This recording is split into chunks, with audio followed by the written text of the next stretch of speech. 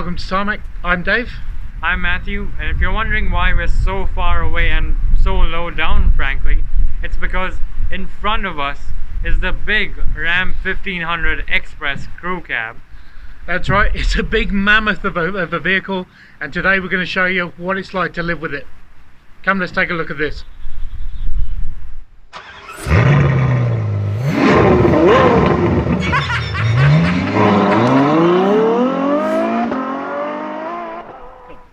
So the 1500 Express is the budget version of the Ram. This one now comes with a crew cab, so it's a lot more refined, a lot more stuff going on with it. But let's take a look around this big beast while we're here.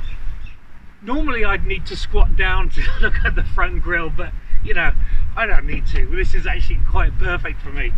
Lovely Ram badge, really defines where it is, all blackened out, nice there. Very dominant grille. I mean, you know, you can't really mistake this when this is in your rear view mirror. Rest of it, you know, big lights, big bumper, it's big. Actually, in total size, it's around the same size as two king size beds. That's a lot of room. Round the side, this one's granite crystal, so it's just I like this sort of greyish colour. It fits in well with the urban effect that you're going to be driving rather than this around the urban area. 20-inch feet, but look at the size of them. Again, up to about the size of my hip. I really need to grow some. Down the side, perfect accessory for me, running boards. I needed to get in, that's for sure. And the size of this cab, look at it, it's massive. Big, all the way down here. So essentially this is the size of a normal usual car anyway. Look at it. And then you've got the bed at the back. As part of this option comes the Ram boxes. They're either side and they're very cool. Ideal for small stuff and you know, small groceries or stuff you want to keep cool. Maybe the, you know, 6-pack or something like that. Just throwing it straight in here. Plenty of room, really deep. And also, if you do manage to fall in and get stuck, there's a handle to help you get out. You've got to be some kind of stupid to get stuck in here though. It's actually got quite a light tailgate, which gives you access to 5'7" worth of bed to play with. I mean, that's about there. Wow. This awesome separator that flips open and you can move this to wherever you want, which is great if you're going to put shopping in the back here, because that's kind of an issue with utes and flatbeds, that it just all goes all over the place. This is really good. Problem you're going to have when you're shopping is getting into a parking space.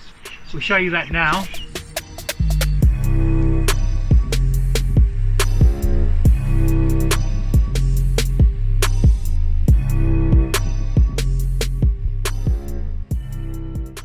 Now let's take a look at the rest of the rear. There's a special coating to the bed that actually feels really good. Feels like sandpaper actually. Place for your beer or your soft drink, depends on what you're doing. As you lift up the tailgate, no surprising what the name is here. Nice Ram, very big 4x4, plenty of towing. And look at these two big exhaust tips that attach to the engine. Let's go and take a look at that now.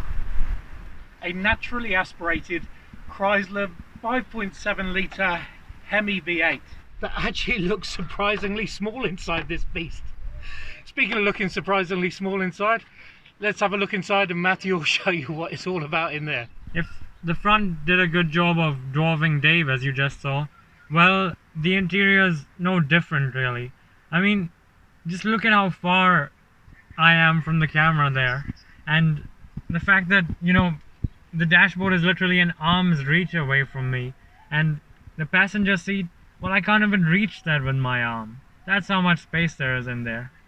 Speaking of the space in here, you'll notice one big thing, because this is a right-hand drive conversion here, and I'm not sure exactly how New Zealand road laws work, but this seat is usually foldable in here, but here we have it locked down in place. So instead of having a third seat in the middle here, we have 3 large cup holders and a very decent sized storage space with your Ram handbook, and actually 2 USB chargers under there.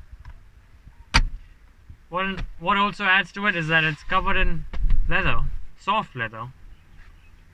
Across the dashboard, one thing you'll notice is that the amount of storage space is in here. So firstly, I've got really large door bins down the side over here, on both sides, big enough for, I don't know, I'd say a 2-liter bottle at least. In the middle here, you've got this, a little drawer there that could easily fit a phone. You've got these little storage spaces on the sides there for what looks like possibly coins. You've got a big tray over there right in front of the passenger, and a big glove box down there. So the Ram comes with the Jeep or Dodge system, if you like, an 8.4-inch Uconnect screen, which is a little bit slow, as you'll know if you've been familiar with these Uconnect systems, but it is at least simple to use. It's got inbuilt navigation and maps, and Android Auto and Apple CarPlay as well. That's a pretty cool touch. You can even control the climate control from there, or the air conditioning if you're not American. But don't get confused, because this large knob here is the gear selector actually, as you can see. So as soon as you put your hands on this really big steering wheel here, the first thing you'll notice is the feel of it. It feels really coarse and plasticky. There's no leather around here, and that sort of sentiment echoes through the cabin. In fact, all around. It's full of scratchy plastics and, hard utilitarian materials, which, it might be a pricey ute here in New Zealand, but the fact is that it's supposed to be a really tough utility vehicle. It's supposed to pull heavy loads. It's supposed to, take a whole lot of beating and punishment and still be fine with it. And that cabin is pretty reflective of that sort of quality, if you like. However, the dashboard does actually look modern. You've got black dials, if you like, with a bit of white overlay on it, which looks really cool, that contrast there. Not to mention, you've got a screen in the middle there with the radio, your fuel consumption, all sorts of other stuff there. And you can flick through it with these buttons over here. Now, something that's pretty peculiar that you'll notice with this Ram is the fact that these buttons here are sensible. They operate the screen over there. They're even for picking up calls, the usual stuff. But on this right side, you've got cruise control there, but you've also got these two really peculiar buttons that say gear plus and gear minus. So you can actually shift gears from the steering wheel, except the fact is that there are these two really weird buttons here, and as you're turning the steering wheel, you might unintentionally press them, or it might just get lost somewhere as you're taking a corner. Overall, the conversion, or the rebuilt aspect of it, if you like, you'd never know that this car originally came to this side of the world as a left-hand drive vehicle. The job done by Walkinshaw over in Australia is really good, and everything is sort of, I guess, perfect for a right-hand drive vehicle. You've already seen how much space I have in the front here, so continuing on with that big theme, let's jump in the back and see how small that makes me feel. In the rare event, if you like, that back tray there, all 5'7" of it, is not enough for you, well, you've got the space in the back over here, and although there's plenty over here, if you want even more, all you have to do is just flip the seat up and there you go, heaps more space. The exterior of the car is really big, so you wouldn't expect there to be a space problem in the back here, and well, I can tell you that there is no space problem. I've got a ton of knee room. This seat is actually pushed as far back as it can go and leaned back as well. I've got a ton of knee room. In fact, I could probably be 5 inches taller and still have space here. Headroom, there's a plenty as well, 2 hands worth, and there's plenty of shoulder room for me here, which means that you could actually get 3 full-size adults across the back of the car here. Apart from that, in terms of pure space here, there's frankly nothing that can really rival this, apart from probably a 16-wheel truck or something like that. Anyway, speaking of trucks, let's see how this truck drives.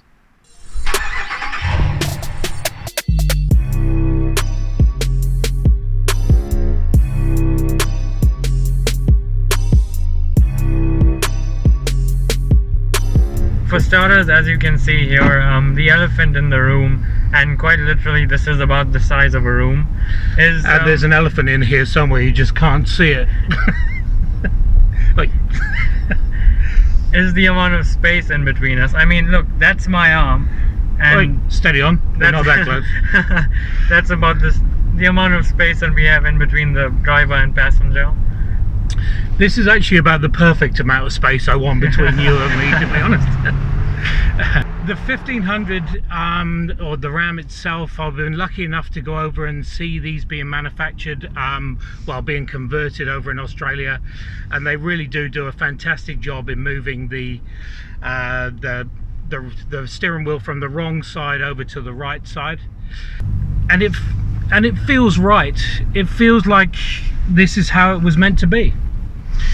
The Express is the budget, I say budget, part of the range, but now having the crew cab does make it that much more refined, that much more luxurious, that bigger, and there's so much more going on in this vehicle. It's just half the time you can't see what's going on because there's so much room. I mean, as Dave just said, the fact is that you feel colossal in this car. I mean, in this pickup. Actually, you don't feel colossal. The pickup feels colossal. You feel minute in this vehicle. It does make you feel really tiny. But on the other hand, when you're on the road, you know, you're sitting 2 feet above every other pickup truck around, and you're pretty much level with truck drivers. So if you have any mates who are truck drivers, just drive past them and give them a little wave. But overall, it's what's this truck's like to live with to be honest, a country that's not set up for wide roads and wide vehicles. And in all honesty, it's not that bad. It's not as bad as you think it's going to be. The turning circle on this vehicle is really quite tight for the size of the vehicle, and everything has to be put into perspective, because, you know, when you're talking about a vehicle that's this size in length, you need it to turn pretty well, and it does. It actually really surprised me, because the first thing when I actually arrived this morning to meet Dave is the fact that this Ram took up basically his whole driveway, and I wasn't sure how he was going to get it out and all that sort of stuff. And even at the shops, it didn't make all that good case of itself in terms of fitting into parking spaces, but it does stop people parking next to you though, really, because they just, so the people banging their doors into the side, you're going to avoid that. And the fact is that when people are following you, they do keep their distance, no matter who they are, trucks, utes, you know, all the usual culprits. But one thing you can use it for with the towing capacity is, if you are moving house, you could quite literally just tow your house behind you to the new place. It's incredibly comfortable though. I think we've both remarked on that. We've been on some pretty ungraded roads earlier, and it's just, it's soft. The whole road, the whole ride is nice. It's comfortable. It's luxurious. There's room. There's space, and I'm actually impressed with the way it absorbs any road bumps and things like that. I mean, nothing really comes through into the cabin. As you saw, Dave pointed out earlier in the video, the amount of rubber that's on the tires, that certainly helps with that. And just the tremors and all that stuff that you feel when you're on a rough road, that isn't there. And what actually surprises me even more is that when you're going around, you know, tight corners and stuff like that, make no mistake, this is a very high vehicle. You don't find yourself rolling around everywhere, being tossed from side to side. And if you're wondering if that's the seats, well, it's not the seats, because the seats don't actually have that much bolstering on them. Would I like to drive this in the inner city and mess around with there? Probably not. I think you do have to think about where you're going to park, and it does take that extra bit of thought when you're turning corners to just give that extra little bit of length to come round. It is like driving a bigger truck, because it is a bigger truck. I mean, you certainly wouldn't want to take it anywhere near the inner city multi-story car parks, or anything with tight turnings and low roof lines, stuff like that. You just want to avoid straight away. But as a family vehicle goes, I can fit my whole family in here and probably the neighbour's family. I can shop with this, I can take it to the beach, I can throw so much stuff into it that it's unreal for that. And if you do have a boat, it really, well, it's just going to take that with no issues. We were climbing up a hill earlier in this, and it was still sitting around the sort of 2000 or actually on 2000 RPM and sitting at the 80 kilometers per hour. So it's you know, the displacement, having that 5.7 liters of heaviness is awesome. It definitely regular driving, you know, uphill at speed, even 80 on the motorways. The car doesn't break a sweat at all. It's so comfortable, the V8. But when you do want it to, you know, really pull itself, and when you do put your foot down, it does give you that response. And you can even have even more noise if you have the Mopar option exhaust. Mopar, lovely.